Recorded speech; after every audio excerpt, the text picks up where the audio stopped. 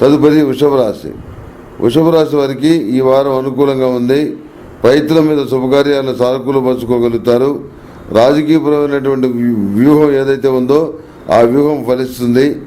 ఈ రాశిలోని వ్యాపారస్తులకు కృషి తగిన ఫలితాలు లభిస్తాయి. ఉద్యోగస్తులకు ఉన్నతమైనటువంటి స్థితి గోచరిస్తుంది. ఆదాయాన్ని మించిన వ్యయాన్ని గ్రహస్థితి సూచిస్తున్నప్పటికీ శుభప్రదమైన ఖర్చులు ఎక్కువగా ఉంటాయి. గోప్యంగా వ్యవహరిస్తారు. దురుసుగా మాట్లాడే తత్వానికి స్వస్తి పలుకుతారు. నూతన గృహం కొనుగోలు చేయాలనే మీ ఆశయం నెరవేరుతుంది. శుభలేఖలు అందుకుంటారు. చిట్టి పుట్టి సమస్యల్ని అవలీలగా అధిగమించగలుగుతారు. బాధ్యతల నుంచి ఎంతమాత్రం పారిపోవాలని ప్రయత్నించరు. సంఘంలో గౌరవ మర్యాదలు పెంపొందుతాయి. ప్రజా జీవనంలో ముఖ్యమైన వ్యక్తిగా నిలుస్తారు. ప్రజాకర్షణ ఏర్పడుతుంది. ఇంతకాలం మిమ్మల్ని అపార్థం చేస్తున్న వర్గం తిరిగి మీకు చేరువవుతారు. ప్రతిరోజు ప్రతినిత్యం ఆరావళి కుంకుమతోటి మహాలక్ష్మీదేవి పూజ చేయటం అనేది చెప్పదగిన సూచన.